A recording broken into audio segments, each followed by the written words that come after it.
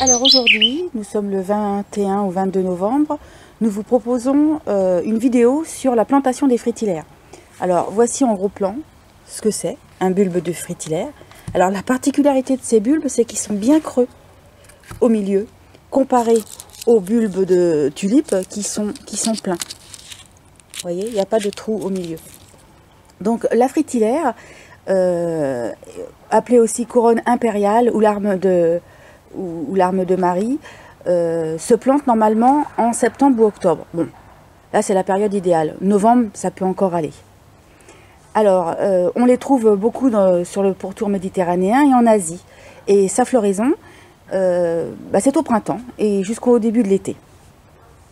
Alors, maintenant, ce que je vous propose, c'est qu'on se retrouve en situation, donc, quand je vais les planter. Donc, je vous dis à tout de suite. Alors, nous voici donc en situation. Les trous ont été préparés. L'idéal, c'est de les planter à 3 fois leur hauteur. Donc, ils font à peu près 7 cm. J'ai tout calculé. Ils font à peu près 7 cm de largeur. Donc, à peu près 20 cm pour les mettre en terre. Dans un sol bien drainé et dans une situation bien ensoleillée. Donc, ici, pour moi, c'est parfait. Mais pour être sûr de bien drainer, on va laisser passer la voiture. Pour être sûr que le terrain soit bien drainé, j'ai quand même mis des billes d'argile au fond de chaque trou. Et tout à l'heure, je vous parlais de l'important, enfin, je vous expliquais comment était le bulbe, il avait un trou. Nous, ce qu'on vous conseille, c'est de le planter légèrement en biais dans son trou. Voilà. De manière à ce que l'eau ne pénètre pas dans le creux du bulbe et ne fasse pas pourrir le bulbe.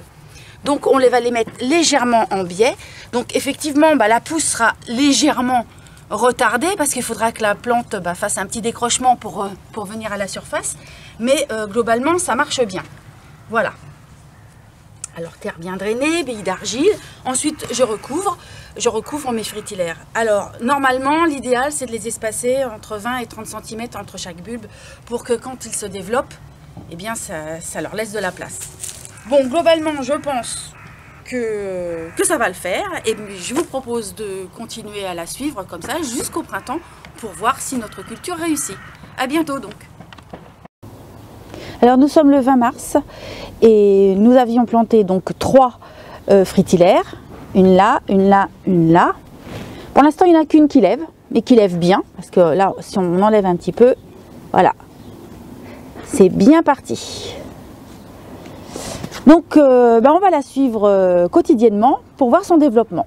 On se retrouve d'ici quelques jours maintenant. À bientôt.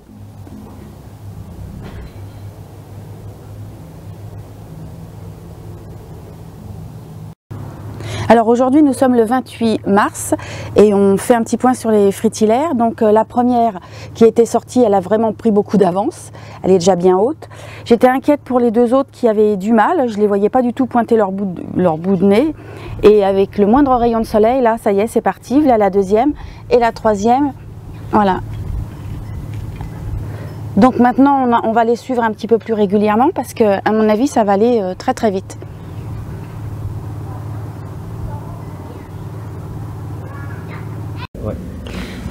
Alors voici l'évolution au 30 mars de nos fritillaires. Donc celle-ci, elle continue toujours sa progression. Elle est même un petit peu lourde, donc je l'aide avec un petit tuteur, parce que j'ai un petit peu peur qu'elle penche. On voit quand même que c'est puissant, les tiges sont assez grosses. Et les 2 autres qui avaient pris un petit peu de retard, eh bien, ma foi, ça a l'air de bien se passer aussi. Donc on fait un point d'ici 2-3 jours maintenant, parce qu'on se rend compte que la progression est quand même rapide.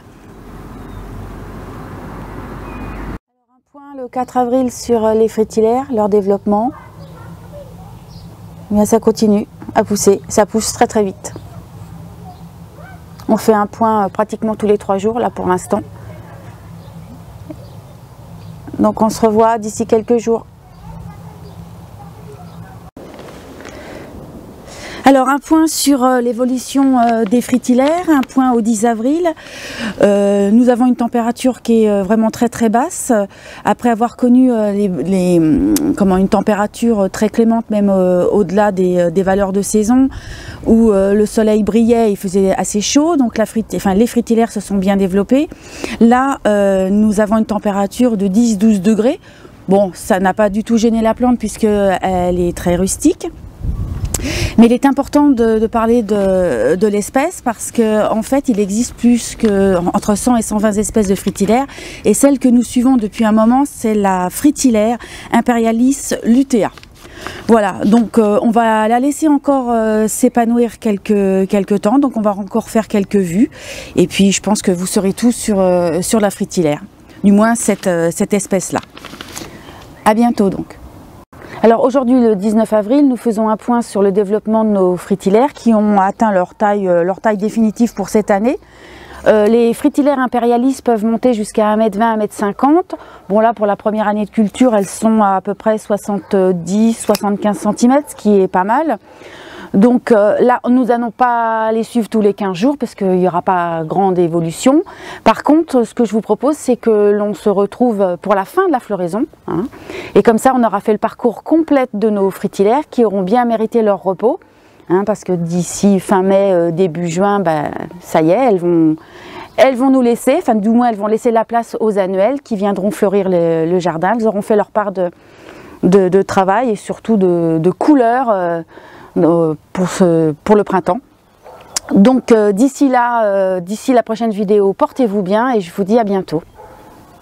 Alors on fait un petit point aux 2 mètres de nos fritillaires qui ont décidé de défleurir un petit peu plus tôt que ce que j'avais prévu. Je m'attendais à ce qu'elles défleurissent à partir du 15 mai. Bon, peut-être parce que nous avons eu un mois de mars très chaud et elles sont parties, elles se sont mises en fleurs plus tôt que prévu, enfin bref, quoi qu'il en soit, elles défleurissent. Donc comme prévu, on les suit jusqu'à la fin. Donc il est très très important, c'est de ne pas couper les tiges maintenant. Hein. Elles vont faire leur réserve alimentaire tant que la tige est verte, elles vont continuer à faire leur réserve alimentaire pour l'année prochaine. Donc c'est un peu le même principe que pour les tulipes, comme beaucoup de bulbeuses. Donc l'intérêt, c'est de les garder comme ça, c'est pas très festif, c'est pas très joli, mais c'est nécessaire pour qu'elles puissent refleurir correctement l'année prochaine. Il est aussi important, vous voyez, quand vous plantez des fritillaires, de bien les mélanger avec d'autres plantes en les serrant un peu au pied afin de permettre qu'il n'y ait pas de trous dans vos massifs, parce qu'une fois qu'elles s'en vont, eh bien il y a des sacrés trous. Je vous propose une dernière vidéo quand le feuillage sera bien jaune. Et puis cette fois-ci, ça sera le moment de se dire au revoir sur les fritillaires. En attendant, portez-vous bien, à bientôt.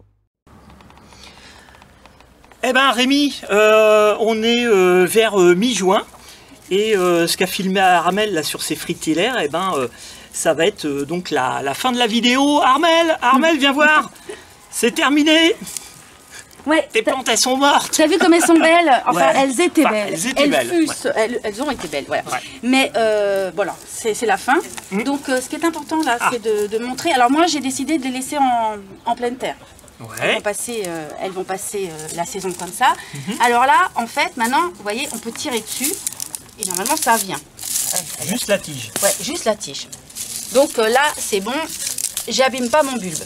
Comme quoi, faut pas le faire trop tôt. Ah non, faut bien laisser sécher. Celle-là, c'est peut-être encore un peu juste. Là. Voilà, mais celle-ci, j'ai peut-être fait une bêtise. Et ça, c'est Rémi qui me l'a fait remarquer, à juste titre. J'ai laissé les graines. Ah. Et voilà ce que ça donne, un fritillaire qui garde ses graines. Regardez la grosseur, la différence. Ah oui, il est beaucoup plus petit avec les graines et plus gros sans les graines. A séché sans les graines. Et donc pourquoi?